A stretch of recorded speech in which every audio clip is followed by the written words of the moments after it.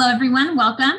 This Jachimowicz Law Group has more than 30 years of experience in California employment law. Their San Jose employment lawyers are extremely knowledgeable about the law and legal trends of the corporate and business world.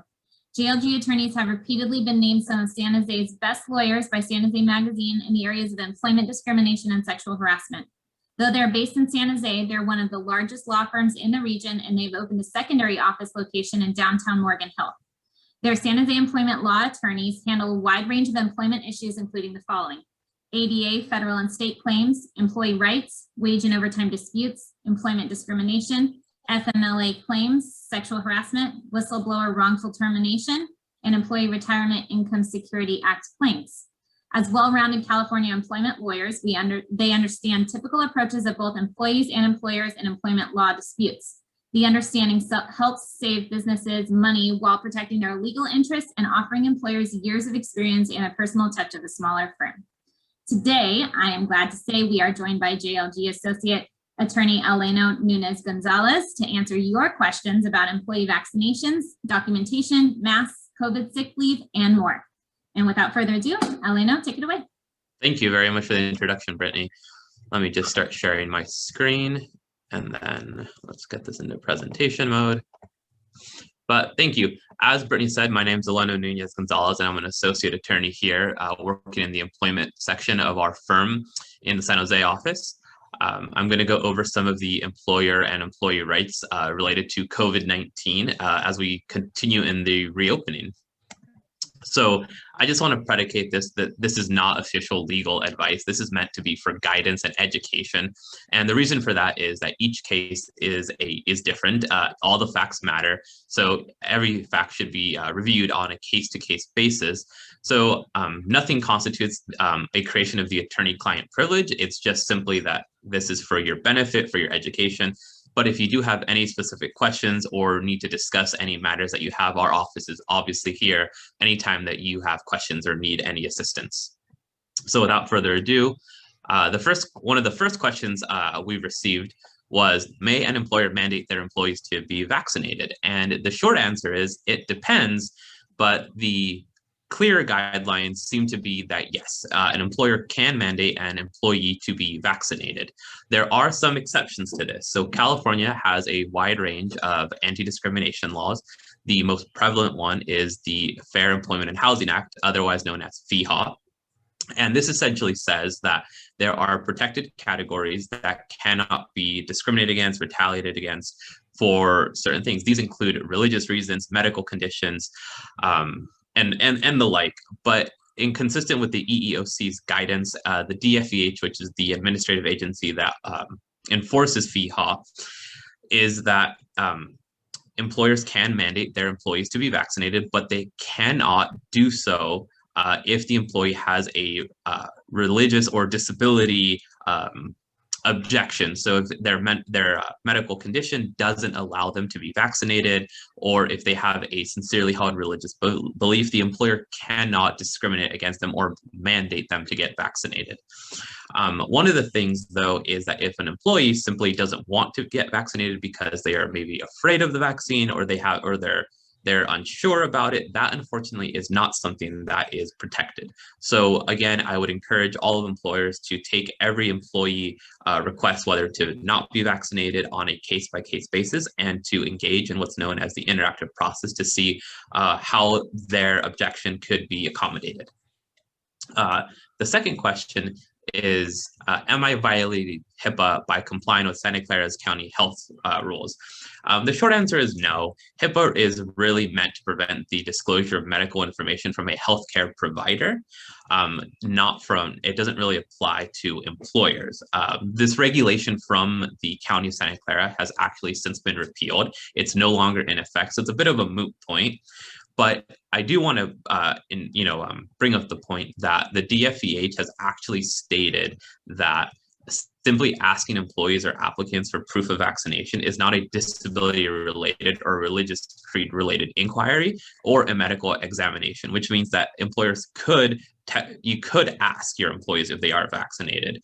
However, the DFEH also says to their employees or to employers that they should omit medical information that could potentially include disability-related medical information. So simply asking, are you vaccinated is okay, but asking, why are you not vaccinated may not be okay. But again, it's a case-by-case basis, but the short answer is no, you're not violating Hipaa.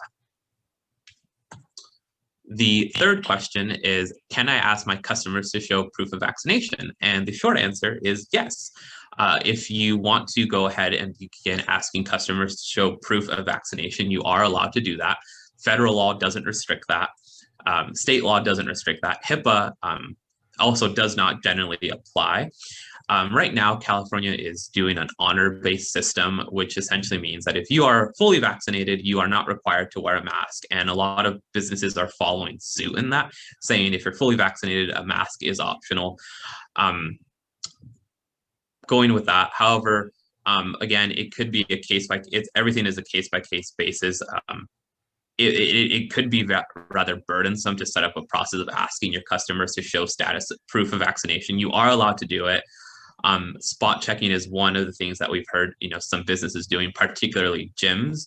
They are going around spot checking to see if the people not wearing masks are truly fully vaccinated, and they are allowed to do that.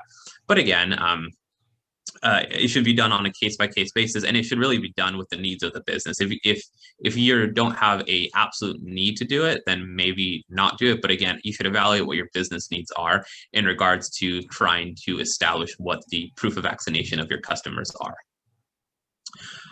Another question that we received was, what can I do if an unvaccinated employee refuses to wear a mask? And in California, employers have an affirmative duty to actually protect their employees, to make the workplace safe. Employers can require their employees to wear masks and other personal protective equipment. It is permitted. However, the laws that are in place, the anti-discrimination laws, retaliation laws, such as Hipaa that we discussed earlier, require employers to accommodate employees who may not be able to wear a mask. So for example, if an employee has a medical condition and wearing a mask is really, really difficult for them, or it could potentially harm them, then the employer and the employee should engage in what's known as the interactive process, which means let's try and find an accommodation so that you can continue to work and you can be safe. So as far as that, it should just be on a case-by-case basis, like a lot of the things that we've discussed. If an employee needs an accommodation, then the employer is required to provide that accommodation unless it's an undue hardship. I do want to caution employers, though, before saying that an accommodation is an undue hardship, because it is incredibly difficult for an employer to actually establish that an accommodation is, in fact, an undue hardship. So that is something that you would likely want to consult with attorneys about regarding providing an accommodation, or whether you can actually accommodate it or not, and whether it does amount to an undue hardship or not. I will tell employers that there could be mask violators who don't want to wear a mask for no reason. Again, it's a private company. An employer can take punitive actions, whether that's disciplinary actions, up to termination if an employee refuses to wear a mask. However, terminating or disciplining an employee because they refuse to wear a mask or other personal protective equipment, if it is a accommodation-based refusal, then you are required to engage in the interactive process. But if an employee just simply doesn't want to wear them and they have no protected status of refusing, then you are allowed to take punitive or disciplinary actions, I would say. So again, case by case, it's very important to engage in a good faith discussion with the employee just to see what can be and cannot be accommodated. Continuing, this one was an interesting question, whether you can deny PTO if an employee took COVID leave. And the short answer is, and it depends. You could potentially do it, but it would have to be based on a legitimate business necessity reason, not solely because an employee who was exposed or contracted COVID-19 took leave. So you don't really want to combine the issues. What you want to do is say, look, the employee had COVID or was exposed to COVID or had a family member with COVID and they needed to take time off that was granted under the federal relief bills and state regulations to manage that. So you want to keep that separate, I believe. And the best way to do that is continue to operate your PTO, your vacation policies, the way you would normally do it. If on a normal work month or work year, you are absolutely just slammed with business and you can't accommodate all of the PTO requests, I think that's fine. That's a very normal thing that happens. But if you're denying PTO solely because someone took COVID leave, I think you're kind of heading into those murky waters of, is this retaliation? Is this discrimination? We should be very cautious in that. So my answer to this question is you should keep them separate. Continue managing your policies the way you normally manage them, without any influence of whether an employee took COVID-related leave or not, and just continue managing your business as you normally would. And then these are questions. The last question is actually, what situation makes me most open to a COVID-related lawsuit? Now, I kind of went back and forth on this question because there are a lot of things that could potentially, raise legal liability, exposing an employer to liability. But in reality, I think that refusing to engage in the interactive process is likely one of the reasons, which means that you have an employee who says, boss, I need an accommodation. I can't wear a mask because I have a medical condition. And the boss says, nope, wear the mask. And rather than engaging in an interactive process to find an accommodation is very dangerous. It's something that we would stress that you try not to do. We say, try and engage in the interactive process, opening to discussions. Refusing to accommodate is couched into the interactive process.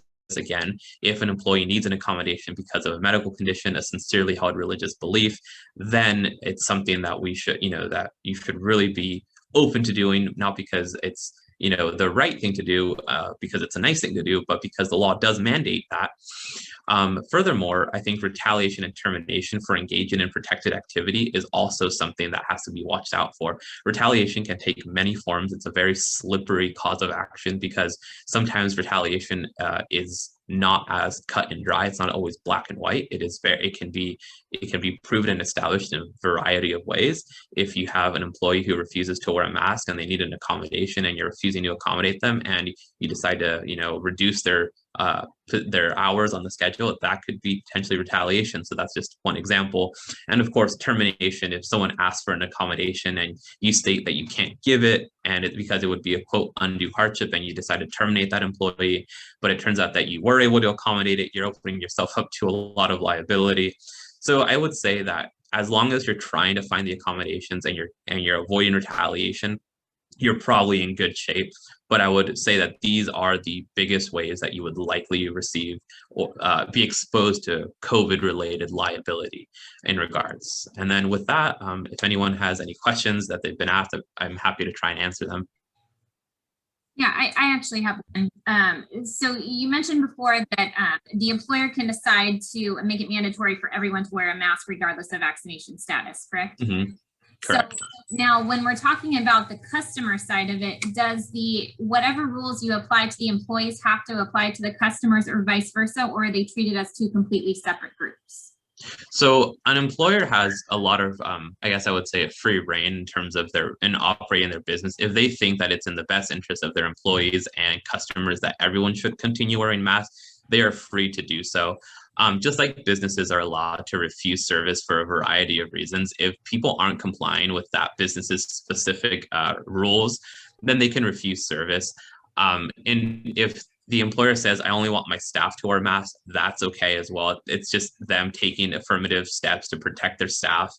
Vice versa, if they only want their customers, it would be a little silly to only have, I think, customers wearing masks and not their staff, but I think that as long as the regulation is made in line with accommodation requests, no retaliation, things like that, I think you're in good shape. Okay, great.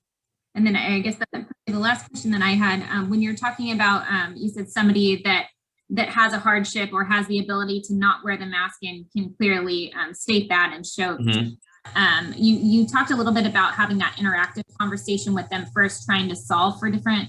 Mm-hmm. How would you really solve for that? I mean, is it like instead of them wearing a mask, they try to wear like the visor because that has more airflow, or how would that conversation?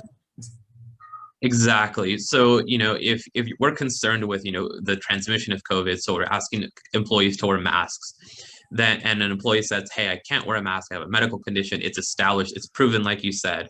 Then we would try and find workarounds to keep the employee safe. Maybe that includes a face shield, a different type of mask. It might even be accommodating the employee on a potentially different schedule where they have less customer interaction, basically allowing them to continue working, but not taking away their job, reducing their hours, things like that. I think a really good example would be earlier in the pandemic. This doesn't really apply anymore since we've learned more about COVID-19, but a lot of people were wearing gloves, and if you have an employee who has maybe a latex allergy and they can't wear gloves, then you would be required to buy non-latex gloves. Okay. So there's a lot of workarounds. The important part is really engaging with the employee, saying, what do you need to do your job? Okay, fantastic. And then just because I've had this question so many different times, for clarity purposes, if they tell you they have a hardship, you cannot ask for medical documentation to prove that. Is that correct? I think that's kind of a it depends question. I think that employers should take employees, at their word, kind of like engage in that interactive process. It might be that additional proof may be required, but I would caution him. I would say that let's have a, off-air discussion on a case-by-case scenario to see what is actually being asked and what can be done. If an employee is saying, I have a medical condition, that would be enough to trigger the requirement to engage in the interactive process. Mm-hmm. So I think the employer should, try and gather as much information as they can just to see, like, well, what are we dealing with? And start thinking of ways to accommodate that employee. There are certain things that allow employers to, request maybe a doctor's note, things like that down the road. But in reality, you want to start the interactive process by going, how can I accommodate you? You say you have this medical condition. What do you need from me? And if it's a blanket, I don't want to wear a mask, or I can't wear a mask, obviously getting more information on how that they can be accommodated is, a good first step. But I think in regards to seeking medical documentation, seeking official doctor's notes, I think that's a case-by-case scenario, analysis. And I think we'd be more than happy to discuss that with individual clients, because it is a case-by-case. Okay, great. Thank you. Thank you so much. Of course. And those are all the questions that I saw come in and that I had personally. So yeah.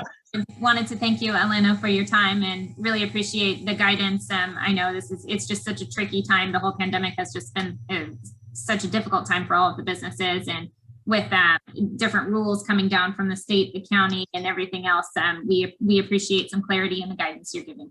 Yeah, absolutely. And if anyone has any further questions, feel free to reach out. We're happy to, give you a consult and go from there. Okay, thank you so much. Have a great day. You too. Bye-bye.